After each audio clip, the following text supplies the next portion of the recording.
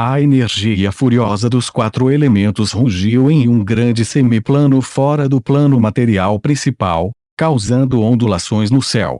O céu parecia se distorcer e se despedaçar. Não havia sol nem luar aqui, apenas uma luz ambiente cintilante. Camadas de ossos brancos como cinzas cobriam o chão, sua altura desconhecida. Havia algumas pequenas flores brancas nascendo das órbitas dos olhos, os mais belos botões de flores desabrochando. Numerosas videiras rastejavam sobre os ossos, como se subsistissem nelas. Um vendaval passou pela área, e era como uma chuva de flores enquanto as plantas se dispersavam para revelar ossos no chão. Este avião foi na verdade formado por todos os tipos de ossos empilhados juntos. Esses ossos eram aproximadamente do mesmo tamanho dos humanos. Alguns eram excepcionalmente pequenos, mas espessos, provavelmente vindos de halflings e anões. Havia até alguns ossos de animais extremamente grandes espalhados na área, formando pequenas colinas. Este semiplano era um dos ossos, prestes a ser esmagado em pedaços. Estava escondido nas lacunas entre inúmeras dimensões, não visitadas há muito tempo. Caixa neste momento, um leve som de rachadura pode ser ouvido do subsolo, seguido por alguns tremores. Um monte de ossos cedeu, e grandes quantidades de fumaça e poeira foram enviadas voando. Enquanto isso, uma cabeça redonda saliente saiu de uma fenda no chão. Este era um crânio humano deslumbrante. As órbitas oculares cintilaram com duas chamas ainda, e a força da alma negra morta permaneceu em torno da área, emitindo fortes ondulações. Os dentes do crânio batiam e suas mandíbulas rangiam, aparentemente tremendo em confusão. Eu estou dormindo há 1000 anos, o crânio falava em uma voz desolada, seu tom antigo. Apenas um estudioso que pesquisou o passado seria capaz de compreendê-lo. O crânio uniu os dentes e parecia cuspir algo parecido com papel pergaminho. Uma camada de luz cintilou, e as letras e o mapa foram projetados no ar. O ano em que as marés elementais passam, quando os corvos negros gritam para a lua de sangue.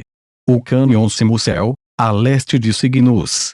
Um fogo ardia nos olhos do crânio quando ele encontrou alguns ossos brilhantes recriando lentamente seu corpo. A cidade flutuante. A melhor conquista da era arcanista, capaz de corresponder aos reinos divinos dos deuses.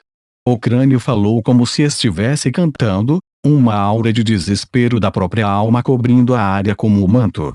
Essa cidade flutuante é definitivamente minha. O lixo do esqueleto, Ilírio Passilude. Uma equipe de ossos moveu-se automaticamente para o lixo. Uma gema vermelha de sangue no topo emitindo uma luz vermelha rugido. O lixo bateu no chão com seu cajado, e se separou para revelar a cabeça de uma enorme criatura. Esta criatura tinha dezenas de metros de altura, com grandes asas ósseas e duas cabeças que pareciam anormalmente sinistras. Uma energia brilhante da alma pode ser vista dentro do crânio da coisa. Este era evidentemente o animal de estimação favorito do necromante, um dragão de osso de duas cabeças. Vamos lá, querido. Os fortes ventos sopraram, e o dragão de osso de duas cabeças bateu as asas, carregando o lixo esqueleto em suas costas e entrando na aterrorizante tempestade elementar. A violenta tempestade pareceu aquietar-se sob sua força, formando um canal escuro como breu. O dragão do osso rugiu e desapareceu no final do avião. As pessoas ficaram sabendo disso em vários outros lugares. Movimentos anormais do reino dos ossos. Parece que o lixo acordou. Ilírio. Faz muito tempo. Eu ainda tenho que resolver esse rancor com ele. O enviado da morte. O lixo do esqueleto. Que interessante. Todos os tipos de misteriosos conscienciosos piedosos cintilavam em todo o mundo, e então todos se concentravam no reino dos ossos sem acordo prévio. Alguns olhares pareciam ter seus próprios objetivos, indo em direção ao deserto ocidental. A luz do sol escaldante caiu nas dunas de areia, causando ondas de calor que distorciam o ar. Praticamente toda a umidade havia evaporado. E cada respiração que se fazia nesse lugar era como respirar no fogo. A superfície do deserto estava atingindo os limites da temperatura e podia praticamente assar uma pessoa viva. Todo o deserto parecia um lugar que não permitia a vida. Até mesmo os cactos espalhados pela área haviam desaparecido e não havia sequer uma sugestão de vegetação.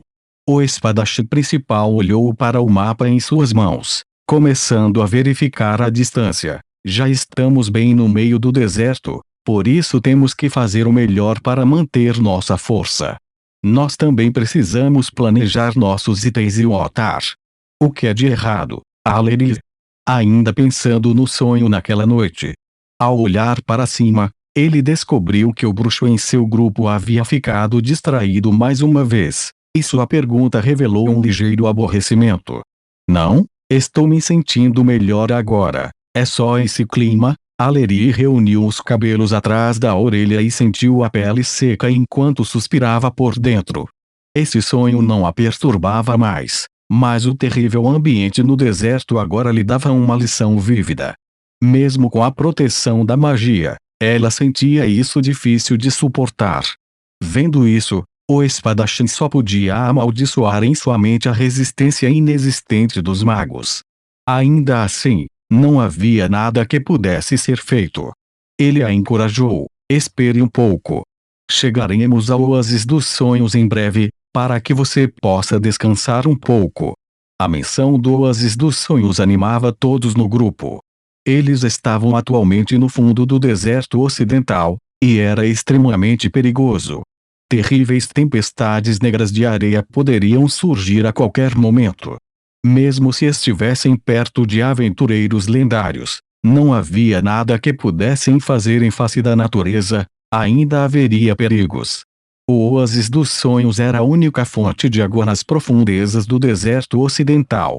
Dizia-se que se tratava de um lago em movimento crescente e de uma floresta arbustiva, assim como a única esperança de sobrevivência que os viajantes perdidos tinham. As minhas informações mais recentes e este mapa indicam que o oásis de sonho está à frente. Não podemos estar errados. O espadachim gritou para levantar a moral.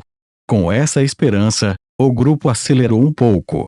No entanto, nenhum deles percebeu que alguém havia notado todas as suas ações por trás deles. O oásis dos sonhos.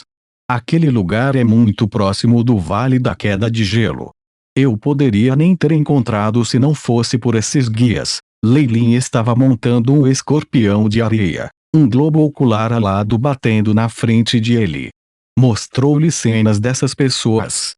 Com o grupo de aventureiros mostrando o caminho, ele não precisou fazer desvios. Enquanto ele seguisse o caminho seguro que eles faziam, tudo estaria bem. Com a distância a limitá-los, os feitiços de detecção normais não seriam capazes de encontrá-lo. Uma vez aqui. Como eu digo isso, o valor deles está diminuindo. Leilin acariciou seu queixo. Na sua opinião, esse grupo era a onda mais fraca dos que olhavam para a cidade flutuante. Mas eles parecem ter um líder. Vou apenas colocá-los à frente e ver o que eles atraem. Leilin deu um tapinha no escorpião que ele estava cavalgando e a grande fera gritou imediatamente. São 8 pernas que se alternam em movimento, acelerando seu avanço pelo deserto. Não havia nada para ver ao longo do caminho no deserto, a não ser areia, exceto os ossos de todos os monges que haviam morrido. Leilin notou até mesmo um cadáver ressequido sem umidade, que parecia uma múmia. Monges treinados brincando com suas vidas. Sem água limpa, eles acabariam mortos, e havia poucos que seriam salvos por grupos mercadores de bom coração. Mas, parece muito calmo, não mais se importando com os muitos cadáveres enterrados pela areia. Leilin insistiu para que o escorpião de areia continuasse avançando. O deserto ocidental definitivamente tinha muitos perigos. No entanto, havia um grupo de profissionais de alto nível de elite à frente. Além de desastres naturais como as tempestades de areia negras, eles poderiam lidar com qualquer coisa. Seus números ainda não haviam caído. Embora parecesse normal, Leilin encontrou algo estranho. O caminho para a cidade flutuante não deveria ter sido tão claro? Foi nesse ponto que o rosto de Leilin mostrou uma compreensão súbita. Parecia. Nunca pensei que houvesse nativos no interior do deserto ocidental. Essas pessoas poderiam ser remanescentes de Netheril. Com esse pensamento, ele desistiu de sua carona e lançou um feitiço de voo, voando no ar enquanto batia as asas. Depois que ele passou por inúmeras dunas de areia, um verde profundo entrou em seus olhos. Em um lugar onde a única coisa no horizonte era areia amarela, havia um lago crescente cintilante e um grande oásis. Vendo isso em uma área vazia da vida poderia mover alguém emocionalmente. No entanto, havia sinais de desarmonia aqui. Uma luta vigorosa já havia começado perto do oásis.